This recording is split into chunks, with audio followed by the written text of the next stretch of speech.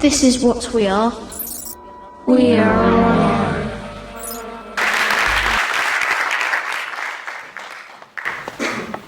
Hi everyone. It's absolutely brilliant to be here, to be the first speaker in what I think is a very exciting lineup of speakers indeed over the next couple of days. As Andre said, my name is Anjali Ramachandran and I am the co-founder of a global network for women in tech called Ada's List and a platform for news and creativity from the emerging markets called The Other Values. Now, I am the kind of person who doesn't read the same book or watch the same movie too many times again and again, on principle. And that's because I just think there's so much to see and do, and the internet has obviously exacerbated that problem, right? Whether it's Google or Wikipedia or Tumblr or Twitter or any of the million websites out there, there's always a rabbit hole for someone like me, and for many of you, I'm sure, to walk down. And I didn't always used to work with the internet. I grew up in India and Saudi Arabia and spent the early part of my career working as a researcher with poor communities in a couple of parts of the world.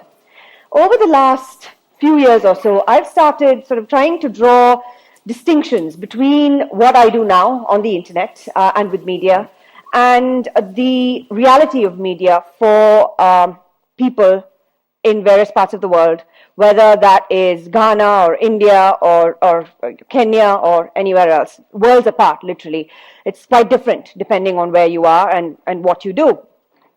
So let's start with India specifically, because I'm from there. I want to talk about the net neutrality debate and discussion, which has been at the center of a lot of discussion in India over the last year. Facebook's Free Basics program was intended to give millions of Indians free access to the internet in partnership with a couple of telecoms partners.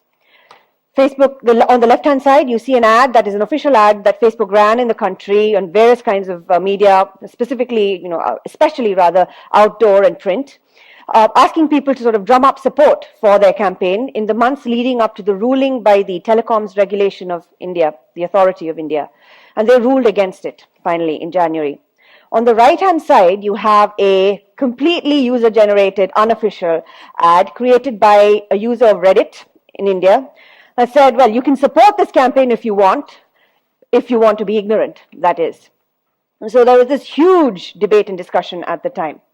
I just want to point out at this stage, you'll see at the bottom, both the ads mention a missed call, right? Just pay attention to it. We'll come back to it later.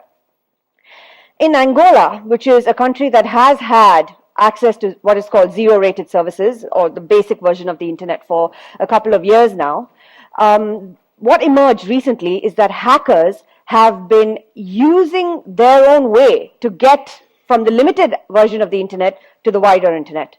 They would, hack, rip off various files, audio, video, text, zip them up, put them up as PDFs and JPEGs, post them on Wikipedia, or their version of Wikipedia, Wikipedia 0, so the light version. That's one of the sites they had access to. They would then take those URLs and put them up on Facebook groups, and this is an example of one of those groups. There were many such groups with hundreds and thousands of members, pointing people from Facebook to Wikipedia and through Wikipedia to these files that, in theory, they shouldn't have had access to. So they were creating their own little pirated hacker culture, right? And so I really want to understand, and it's part of the reason I created The Other Values. This I put partly in jest, because it's not the reality anymore, right? This whole stereotype of what other parts of the world are like. We all share the same internet now, and that should be the way we all think about it. But I also put it in there because I was told that if there was no GIF in my presentation, I'd be laughed off the stage. So there you go. What is the internet like? What are resources like in terms of access then? This is a chart from the World Bank's World Development Report 2016, came out a couple of months ago. You can see on the left-hand side of the chart, access to water, sanitation, secondary school, things like that are actually less than the mobile phone, which on the right-hand side, as you can see, has taken over, like literally jumped over the last couple of years. At least 8 in 10 people in the developing markets have access to mobile phones, even though they don't have access to a basic toilet in their home. Now think about that. 10 years ago, more than 10 years ago, when I used to work with these poor communities in India as a researcher, the equivalent was TVs, right? People would have small little box TVs in their homes. They wouldn't have a toilet. They'd have to go outside somewhere to use the toilet. And the modern equivalent of that is the mobile phone. But internet access is a different story, right? Only 31% actually of the developing markets have access to the internet versus about an average of 80% in the developed world. Obviously, it's much higher in countries like the UK and the US. I think in the UK, it's closer to 90, in 95% close. So things really, really differ depending on the access that you have to resources. And the internet, therefore, has become this immense globalizing factor. It equalizes things, right? Jobs, opportunities, resources, they become available to anyone once you have access to the internet in most parts of the world. So it won't come as a surprise to most of you to know that when you look at a world map split by access to the internet versus income levels, the version of the world which has internet access is actually much more equal than the world that has, very, very high bank balances, because that's not available to everyone. And that's the world that we need to start, this equalized version of the world is the world that we need to start moving towards. And you have platforms like Anu, which is a Moroccan a platform that allows rural artisans to directly sell their handmade goods and services to anyone internationally, no matter where you are. You can go right now and buy a handmade woven rug. I was looking to do it the other day. And you also have services like Summer Source, Digital Divide Data, and Rural Shows, which train people in countries like Ghana and Uganda and India and Bangladesh with the digital skills that equip them to be able to then operate in the modern economy in terms of the job market. And you have companies, whether they're in the US and the UK or anywhere else, then hiring these people to do certain specific things related to the digital web, to the web. And this kind of upskilling can actually bring whole families out of poverty, if you think about it, right? They didn't have access to these skills, now they do. They can work remotely, and it allows a significant change in standard of living for a lot of people. So these kinds of leapfrogging technologies, the mobile phone is the most obvious one. There are countries, as I said used in the earlier chart, that have mobile phones that don't have access to landlines because they never needed it, right? They jumped that whole generation. Solar energy, I think, personally, is rapidly becoming one of those. Renewable energy in general. It's a reason why venture capitalists the world over, whether they're based in Silicon Valley or Asia or Africa, are investing heavily in renewable energy resources because there's a huge potential there. And it's countries in Asia and Africa specifically that are leading this revolution compared to fossil fuels, which a large part of us in the Western world are still stuck with. So there's a huge upside to doing and adopting kinds of cultures and behaviors that were not necessarily familiar to us from day one. Now, as new cultural patterns emerge, what was once new slowly becomes the habit, right? Now, if you remember, I asked you to pay attention to the beginning to the missed call phenomenon that was in the Facebook ads, the free basics, the spoof and the real ad. A missed call is this phenomenon where users essentially dial a number, cut it before someone picks up, so that they don't have to use valuable minutes from their data plan, right? It's really valuable there because they don't have a lot of money to spare. Facebook has been using it in advertising for a couple of years now. Last year, Twitter acquired ZipDial, which is a startup that actually managed to significantly commercialize this proposition, where brands were able to publish a number, ask people to call that number if they wanted information about it, and people did that, and they were able to get information that they actually wanted, right? So and Twitter acquired it for significant amount, right? We're talking a couple of more, like 400 million almost. So that's not a small amount for companies like Twitter and Facebook to be investing, unless it meant something. And that behavior, so that was the missed call thing. You can see it here. Orbuy is another startup that allows people to order groceries from the local store, get it delivered right to their home via WhatsApp and a missed call. It's standard behavior now. It was like a missed call was standard behavior even when I lived there. Now that's mainstream, right? There are people who do this for a living or to just make their lives easier. But you have the equivalent of WhatsApp in countries like China, where judges are now allowing testimony that is submitted through WeChat audio files, video files. They're allowing it in court cases to be used as proof. And that's not something that I see happening, well, really anywhere in the UK and the US. I don't see that happening very soon either. But that's something that's becoming mainstream as well. And that's, I think, really, really amazing. So communities build culture like nothing else because it's people who get something adopted and then spread, right?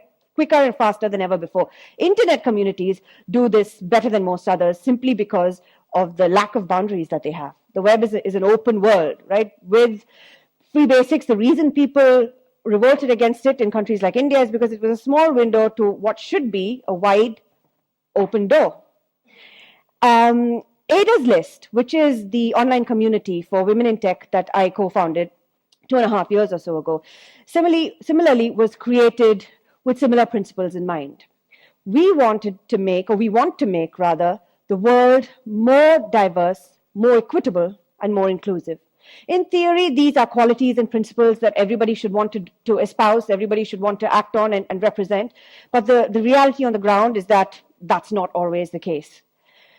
I'm going to talk specifically just about entrepreneurship, one of the many topics that we discuss in debate on Ada's List. The truth is that less than 5% of venture capital funding typically goes to startups with a woman on the executive team, right? 95% plus, it's close to 97 actually, goes to white men. But it's not just about diversity of gender. It's also about diversity in age, in ethnicity, in sexual orientation, in your level of physical ability, and so on. A couple of months ago, a group called Digital Undivided in the US released Project Diane report, which showed that compared to white men, black female founders got only an average of $36,000 compared to more than 1 million for a white male founder. So there is this real difference in access to opportunities depending on who you are and where you're from, and that kind of thing needs to change. Hiring as well. Hiring is another thing that really needs to change. Alibaba is the biggest e-commerce platform in the world, arguably, and they are the equivalent of Amazon. They run Taobao, which is China's equivalent of Amazon. In recent months, they have documented this phenomenon called Taobao villages. It's all available actually on their website, but it's even been used in World Bank research. So I would pay some attention to it. What are Taobao villages? Taobao villages are those where at least 10% of households in a given village are involved in e-commerce and have a total annual transaction of $1.6 million or so. That's a lot of money, right? For me, it's a lot of money, but especially if you are someone living in a fairly cut-off part of the world in a village, it is a lot of money. It can do a lot for you. As of January 2016, there were more than 700 Taobao villages with more than 200,000 active online shops. About 1/3 of them are female, 1/5 were not employed before, and at least 1% had disabilities of some sort. Now, those are figures that I would wager not many corporate companies anywhere in the world can actually honestly say they're able to reflect in their statistics. And Ada's List does a similar thing by providing connections and resources and lessons and skills and network, really, to people where they might not be based in London or New York or Silicon Valley or Barcelona. Beck Evans is one of our members who's based in semi-rural Yorkshire in England. And she says the value of a community of people like Ada's List is that's her main route to discussion, talking about things that she wouldn't have the opportunity to otherwise, hear about jobs and resources and award grants and opportunities and so on. And so building this network, I think, is really, really important for all of us as the web. Jim Yong Kim is the president of the World Bank Group. And in this report that I have been quoting quite extensively from, it's more than 300 pages, so if you have stamina, you should read it. He says the greatest rise of information and communications in history will not be truly revolutionary unless it benefits everyone in every part of the world, no matter where you are. Now, using the internet is very simple for people like you and me. Most of us probably in this room are experts. Creating something of true value is very hard. And when I say true value, I mean true value in the economic sense of the term. The true value of a product is what people are willing to pay for it. It's not what you think it's worth, it's what people are willing to pay for it.